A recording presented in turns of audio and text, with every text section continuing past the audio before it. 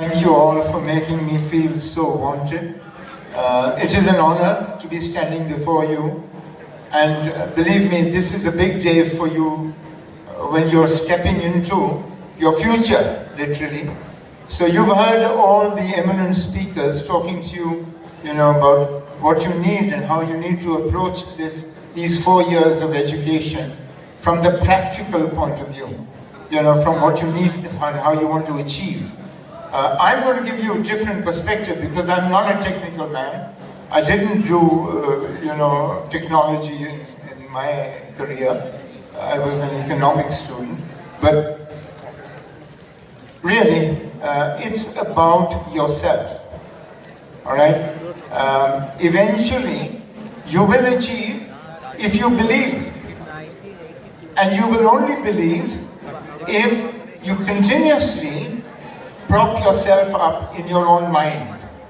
You've got to believe that you're going to be the best friend, the best son, the best husband later, the best father.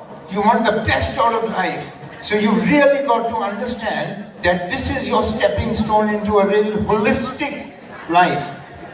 Also, I have just 5 minutes to talk to you, but remember, don't confuse achievement with ambition. Yes, achievement is a big part of your ambition, but it's only a part. Define success, define ambition for yourself. Don't just believe or go by examples of others. Make your own decisions. What does success mean to you? A lot of us, before me also told you, it's not only about marks. It's about communication, it's about social skills, it's about confidence. And finally, the most important, it's about self-esteem. All right? Everything depends on your self-esteem, how you define it.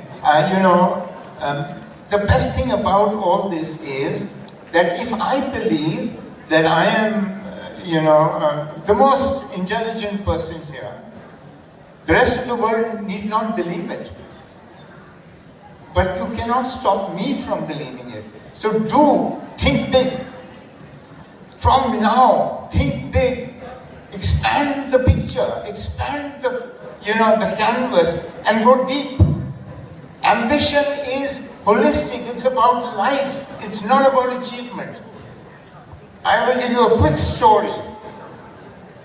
There was a gentleman called Charles Spader, and he was a short-statured man like me, and he wanted to be the fastest man on earth. Means he wanted to win the 100 meters gold medal. This is 1920, Antwerp Olympics, and everybody said, hey, you are a great athlete. He was an American, by the way, and everybody said that, listen, you are a guaranteed gold medalist, but do the longer races, the 10,000 meters. He was an exceptional athlete. But he said, no, I want to win the 100 meters. And to cut a long story short, in Antwerp, he parted ways with his coach, with his family, he trained on his own, and he went on to beat a celebrated field with, guys, athletes who were 6'3" and above. And, one of their stride was 1.5 of his, but he won the gold medal. And he